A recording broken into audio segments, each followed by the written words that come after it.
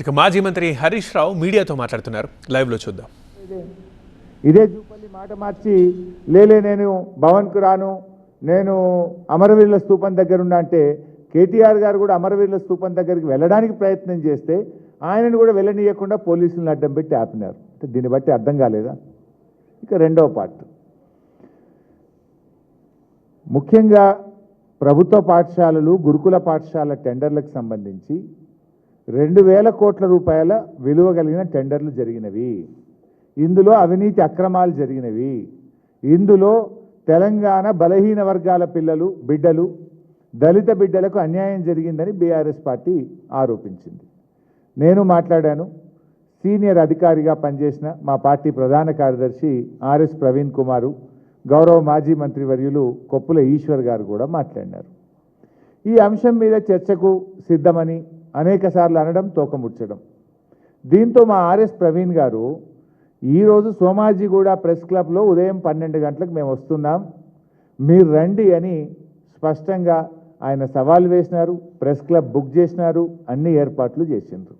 మరి ఎందుకు ప్రెస్ క్లబ్కు రాలేదు? ప్రెస్ క్లబ్కు రాకుండా ట్విస్ట్ ఇచ్చిండ్రు. ఏమని? లేలే ప్రవీణ్ కుమార్ గారు మీతో మేము మాట్లాడడం, హరీష్ రావు వస్తేనే మాట్లాడతాము అని ట్విస్ట్ ఇచ్చిండ్రు. యాక్చువల్గా నాకు ఇవాళ షెడ్యూల్డ్ ప్రోగ్రామ్ నా కాన్స్టిట్యున్సీలో 4-5 ఇంపార్టెంట్ ప్రోగ్రామ్స్ ఉండే. బట్ అయినా మీరు ట్విస్ట్ ఇచ్చినప్పుడు, నన్నే రమ్మన్నప్పుడు ఒక బాధ్యత కలిగిన నాయకుడిగా, ప్రధాన ప్రతిపక్షంగా నా ప్రోగ్రామ్స్ అన్ని క్యాన్సిల్ చేసుకొని మా ప్రవీణ్ అన్నకు ఫోన్ చేసుకొని నేను ఇక్కడికి వచ్చిన. సో కొప్పుల ఈశ్వర్ గారు, నేను, ఆర్ఎస్ ప్రవీణ్ గారు మేము సోమాజిగూడ ప్రెస్ క్లబ్ పోవాలి. కానీ గౌరవ మంత్రులు కదా, వాళ్ళ మీద ఉండేటువంటి గౌరవంతో 3 మంత్రులు, సరేలే మనకు బేసిజాలు అవసరం లేదు, వాళ్ళు పిలిచిన దగ్గరికే పోదాం, ఏదో మేము పిలిచినాం సోమాజిగూడ, మేము ముందు సవాల్ వేసినాం, ఈడికే రా అని మేము జిద్దుకు పోలే. వాళ్ళు మంత్రులు, చలో గౌరవం ఇద్దాం, వాళ్ళు బిజీ ఉంటారు ప్రభుత్వంలో, వాళ్ళు పిలిచిన కాడికే వెళ్దామని మేము బయలుదేరినాం. బయలుదేరితే మమ్మల్ని మా కార్లను పోలీసులు ఆపేసినారు. అఫ్కోర్స్ ఇలా నాకు హిట్లరే మార్గదర్శకం అన్న ముఖ్యమంత్రి, ఆయనే హోంమంత్రి, ఇంతకుమించి ఆయన ఇంకేదో చేస్తాడని మేము కూడా ఏం ఆశించట్లేదు. నిజంగా మంత్రుల సవాల్ నిజమే అయితే, ఆ మంత్రులు చర్చకు సిద్ధం ఉంటుంటే మమ్మల్ని పోలీసుల చేత ఎందుకు అరెస్ట్ చేశారు?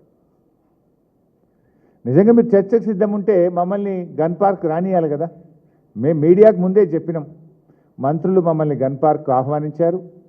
సరే మేము అన్నకాడికి వాళ్ళు రావట్లేదు కదా, వాళ్ళకి ఈగో ఉండొచ్చు, వాళ్ళు పెద్దలు కావచ్చు, మాకేం అట్లాంటివి లేవు, ప్రజల కోసం రాష్ట్రం కోసం 2 అడుగులు తగ్గడానికి కూడా మేము సిద్ధమని మేము అడిగి బయలుదేరినాం. సరే బయట పోలీసులు అడ్డుకున్నారు. నేను 3 మంత్రులకు నా మొబైల్ నుంచి ఫోన్ చేశాను. పొన్నం ప్రభాకర్ గారికి ఫోన్ చేశాను, అడ్లూరు లక్ష్మణ్ గారికి ఫోన్ చేశాను, హజారుద్దీన్ గారికి ఫోన్ చేశాను. 3 ఫోన్లు రింగ్ అయినాయి, కానీ 3 ఫోన్లు ఎత్తలేదు. మరి మీరు రమ్మన్నారు, మమ్మల్ని ఏమో ఇక్కడ పోలీసులు ఆపుతున్నారు, మీరు కదా ప్రభుత్వం, పోలీసులకు చెప్పండి, మమ్మల్ని అలౌ చేయండి అని చెప్పడానికి 3 మంత్రులకు ఫోన్ చేస్తే మంత్రులు ఫోన్లు ఎత్తారు. పోలీస్ అధికారులకు చెప్పాం, అక్కడ మంత్రులు పిలిచారు, మేమేమి కొట్లాటకు పోతలేము, లా అండ్ ఆర్డర్ ఇష్యూ అసలే అవసరం లేదు, చర్చకు మాత్రమే వెళ్తున్నాం. మంత్రులే మమ్మల్ని పిలిచారు, మంత్రులు మాకు సవాల్ వేసినారు కనుక దాన్ని స్వీకరించి మేము వెళ్తున్నాం అన్నప్పుడు మరి మమ్మల్ని పంపించాలి కదా. మమ్మల్ని పంపకుండా ఇవాళ మమ్మల్ని అరెస్ట్ చేసి తీసుకుపోయి పోలీస్ స్టేషన్లో పెట్టారు. అంటే దీన్ని బట్టి ఏమర్థమవుతుంది? చర్చకు మీరు సిద్ధంగా లేరు.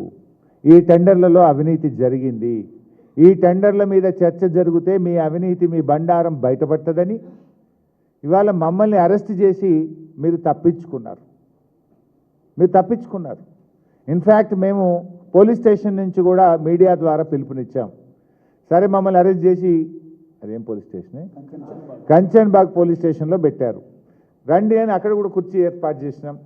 కంచన్బాగ్ పోలీస్ స్టేషన్కే చర్చకు రండి, ఇక్కడ కూడా మేము చర్చించడానికి సిద్ధం అని మేము సవాల్ విసిరినాం.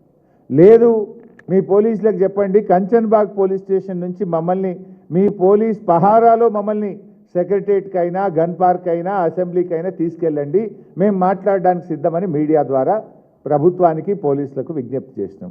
అయినా మమ్మల్ని వదిలిపెట్టలేదు. అంటే దీన్ని బట్టి ఏమర్థమవుతుంది? ప్రభుత్వం చర్చకు సిద్ధంగా లేదు, ప్రభుత్వం తోక ముడిచింది, పారిపోయింది అని చెప్పి అర్థమవుతా ఉంది. సాటుకు మాట్లాడు ఎందుకు? ఎదురుగానే మీడియా సమక్షంలో, ప్రజల సమక్షంలో కుండబద్దలు కొట్టినట్టు కుల్లా మాట్లాడుకుందామంటే ఎందుకు పోలీసులను అడ్డం పెట్టుకొని డ్రామాలు ఆడుతున్నారు అంటే దీన్ని బట్టి ఇవాళ రాష్ట్ర ప్రజలకు క్లారిటీ వచ్చింది.